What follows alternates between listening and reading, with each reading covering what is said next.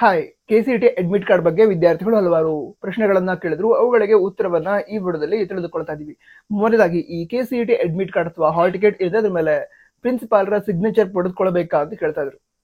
ಈಗ ನಿಮ್ಮ admit card ಅನ್ನ ನೀವು ನೋಡಿದ್ರೆ, ಅಂದ್ರೆ ಪ್ರಿಂಟ್ ಔಟ್ ಅನ್ನ ನೋಡಿದ್ರೆ ಅಥವಾ PDF ಅಲ್ಲಿ ನೋಡಿದ್ರೆ, ಅದರಲ್ಲಿ ಎಲ್ಲೂ ಕೂಡ ಈ ಪ್ರಿನ್ಸಿಪಾಲ್ ಸಿಗ್ನೇಚರ್ ಬೇಕು ಅಂತ ಆಪ್ಷನ್ ಕೊಟ್ಟಿಲ್ಲ. ಏನಾಗತ್ತೆ ಅಂತ ಹೇಳಿದ್ರೆ, ಜನರಲಿ ಈಗ ಪ್ರಿನ್ಸಿಪಾಲ್ ಸಿಗ್ನೇಚರ್ ಬೇಕು ಅಂತ ಹೇಳಿದ್ರೆ ಪ್ರಿನ್ಸಿಪಾಲ್ ಸಿಗ್ನೇಚರ್ ಅಂತ ಅವರೇ ಬರೆದಿರುತ್ತೆ, ಅಂದ್ರೆ ಪ್ರಿಂಟ್ ಆಗಿದಿರುತ್ತೆ, ಅದ್ರ ಮೇಲೆ ಸಿಗ್ನೇಚರ್ ತೆಗೆದುಕೊಳ್ಳೋದಿರುತ್ತೆ. ಬಟ್ ನಿಮ್ಮ ಅಡ್ಮಿಟ್ ಕಾರ್ಡ್ ಅಲ್ಲಿ ಆ ರೀತಿ ಇಲ್ಲ. ಅದಕ್ಕೋಸ್ಕರ ನಿಮ್ಮ ಅಡ್ಮಿಟ್ ಕಾರ್ಡ್ ಮೇಲೆ ನಿಮ್ಮ ಕಾಲೇಜಿನ ಪ್ರಾಂಶುಪಾಲರ ಸಿಗ್ನೇಚರ್ ಅವಶ್ಯಕತೆ ಇರೋದಿಲ್ಲ. ಅದಂತರ ಮುಂದಿನ ಪ್ರಶ್ನೆ ಏನಾಗಿದೆ ಅಂತ ಹೇಳಿದ್ರೆ, ಈಗ ಈ ಅಡ್ಮಿಟ್ ಕಾರ್ಡ್ PDF ಅನ್ನ ಡೌನ್ಲೋಡ್ ಮಾಡ್ಕೊಂಡ್ರೆ ಅಲ್ಲಿ ನಿಮಗೆ 3 ಪೇಜ್ ಸಿಗುತ್ತೆ. ಅದರಲ್ಲಿ ಮೊದಲನೇದು ಅಡ್ಮಿಟ್ ಕಾರ್ಡ್ ಅಥವಾ ಹಾಲ್ ಟಿಕೆಟ್ ನೀವು ಎಕ್ಸಾಮ್ಗೆ ತೆಗೆದುಕೊಂಡು ಹೋಗಬೇಕು. ಅದರ ನಂತರ ಇನ್ಸ್ಟ್ರಕ್ಷನ್ಸ್ ಅಂತ ಇದೆ, ಅದನ್ನ ತೆಗೆದುಕೊಂಡು ಹೋದ್ರೂ ನಡೆಯುತ್ತೆ, ತೆಗೆದುಕೊಂಡು ಹೋಗದೇ ಇದ್ರೂ ನಡೆಯುತ್ತೆ, ಅವಶ್ಯಕತೆ ಇಲ್ಲ. ಬಟ್ ಮೂರನೇದು ಈ OMR ಶೀಟ್ ಏನಿದೆ ಅದನ್ನ ಕೊಟ್ಟಿದ್ದಾರೆ, ಸ್ಯಾಂಪಲ್ ಕಾಪಿ. ಓಕೆನಾ? ಸೊ ನೀವು ಎಕ್ಸಾಮ್ ಹಾಲ್ಗೆ ತೆಗೆದುಕೊಂಡು ಹೋಗ್ಬೇಕಾಗಿರೋದು ಫಸ್ಟ್ ಪೇಜ್ ಏನಿದೆ, ನಿಮ್ಮ ಫೋಟೋ, ಎಕ್ಸಾಮಿನೇಷನ್ ಸೆಂಟರ್, ಸಬ್ಜೆಕ್ಟ್ಸ್, ಈ ಎಲ್ಲ ಡೀಟೇಲ್ಸ್ ಅನ್ನ ಕೊಟ್ಟಿರುವಂತಹ ಪೇಜ್, ಅದರ ಪ್ರಿಂಟ್ಔಟ್ ನಿಮಗೆ ಬೇಕು. ಅದನ್ನು ತೆಗೆದುಕೊಂಡು ನೀವು ಎಕ್ಸಾಮ್ಗೆ ಹೋಗ್ಲೇಬೇಕು. ಅದರ ನಂತರದ ಪೇಜಸ್ ನ ಅವಶ್ಯಕತೆ ಇಲ್ಲ. ಇನ್ಸ್ಟ್ರಕ್ಷನ್ಸ್ ನೀವು ತೆಗೆದುಕೊಂಡು ಹೋಗ್ತೀರಾ ಅಂತ ಹೇಳಿದ್ರೆ ಅಲೌ ಮಾಡ್ತಾರೆ, ಪ್ರಾಬ್ಲಮ್ ಏನಿಲ್ಲ. ಬಟ್ ಆ ಮೂರನೇ ಪೇಜ್ ಏನಿದೆ OMR ಶೀಟ್ ಇರೋದು, ಅದು ನಿಮಗೆ ಪ್ರಾಕ್ಟೀಸ್ ಮಾಡೋದಕ್ಕೆ ಕೊಟ್ಟಿರೋದು. OMR ಶೀಟ್ ಯಾವ ರೀತಿ ಇರುತ್ತೆ, OMR ಶೀಟ್ ನ ಫಿಲ್ ಮಾಡೋದು ಹೇಗೆ, ಅದ್ರಲ್ಲಿ ನಿಮ್ಗೆ ಗೊತ್ತಾಗ್ಲಿ ಅಂತ, ನೀವು ಪ್ರಾಕ್ಟೀಸ್ ಮಾಡ್ಲಿ ಅಂತ ಕೊಟ್ಟಿರೋದು. ಅದನ್ನ ಎಕ್ಸಾಮ್ ಹಾಲ್ಗೆ ತೆಗೆದುಕೊಂಡು ಹೋಗಬಾರ್ದು. ಯಾವುದು OMR ಶೀಟ್ ನ ಸ್ಯಾಂಪಲ್ ಕಾಪಿ, ಅದನ್ನ ಎಕ್ಸಾಮ್ ಹಾಲ್ಗೆ ತೆಗೆದುಕೊಂಡು ಕೂಡ ಹೋಗಬಾರ್ದು, ಅಲೌ ಕೂಡ ಮಾಡಲ್ಲ OMR ಶೀಟ್ ನ ಸ್ಯಾಂಪಲ್ ಕಾಪಿಯನ್ನು ತೆಗೆದುಕೊಂಡು ಹೋಗೋದಕ್ಕೆ. ಓಕೆ?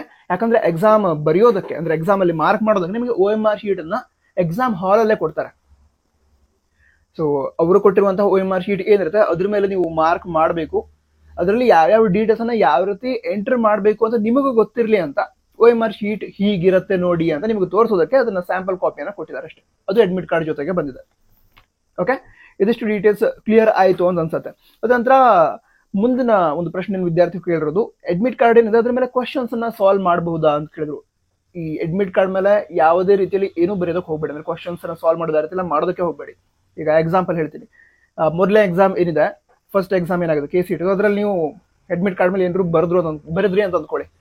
ಅದನ್ನ ನೋಡಿದ್ರೆ ನಿಮ್ಗೆ ಎರಡನೇ ಎಕ್ಸಾಮ್ಗೆ ಎಕ್ಸಾಮ್ ಹಾಲ್ಗೆ ಎಂಟರ್ ಆಗೋದಕ್ಕೆ ಕೊಡೋದು, ಏನೋ ಕಾಪಿ ಮಾಡ್ಕೊಂಡು ತೆಗೆದುಕೊಂಡು ಹೋಗ್ತಾ ಇದ್ರಿ ಅಂತ ಅನ್ಕೋತಾರೆ. ಅದಕ್ಕೋಸ್ಕರ ಅಡ್ಮಿಟ್ ಕಾರ್ಡ್ ಮೇಲೆ ಏನೂ ಬರೆಯೋದಕ್ಕೆ ಹೋಗ್ಬೇಡಿ. ಅದೇ ರೀತಿ ಎಕ್ಸಾಮ್ ಹಾಲ್ ಕೂಡ ಅಡ್ಮಿಟ್ ಕಾರ್ಡ್ ಮೇಲೆ ಏನಾದ್ರು ಬರೆದ್ರೆ ನಿಮ್ಮ ಮೇಲೆ ಸ್ಟ್ರಿಕ್ಟ್ ಆಗಿ ಆಕ್ಷನ್ ಅನ್ನ ತೆಗೆದುಕೊಳ್ತಾರೆ.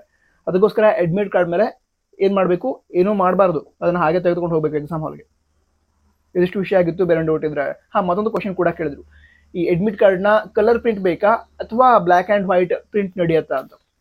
ಯಾವ್ದಾದ್ರೂ ನಡೆಯುತ್ತೆ, ಬಟ್ ನಾನು ನಿಮಗೆ ಸಜೆಸ್ಟ್ ಮಾಡೋದು ಕಲರ್ ಪ್ರಿಂಟ್ ಅನ್ನು ತೆಗೆದುಕೊಳ್ಳಿ. ಯಾಕಂದ್ರೆ ಕಲರ್ ಪ್ರಿಂಟ್ ಏನಿರುತ್ತೆ ಅದ್ರಲ್ಲಿ ನಿಮ್ಮ ಫೇಸ್ ಕ್ಲಿಯರ್ ಆಗಿ ಕಾಣುತ್ತೆ. ಅದಕ್ಕೋಸ್ಕರ ಈ ಕಲರ್ ಪ್ರಿಂಟ್ ಏನಿರುತ್ತೆ ಅದನ್ನೇ ತೆಗೆದುಕೊಂಡು ಎಕ್ಸಾಮ್ಗೆ ಹೋಗಿ. ನಂತರ ಇದಿಷ್ಟು ವಿಷಯ ಆಗಿತ್ತು. ಎಲ್ಲ ಕವರ್ ಆಯ್ತು. ಮತ್ತೊಂದು ಡೌಟ್ ಇದ್ರೆ ಕಮೆಂಟ್ ಬಾಕ್ಸ್ ತಿಳಿಸಿ. All the best. ಜೈ ಹಿಂದ್. ವಂದೇ ಮಾತರಂ.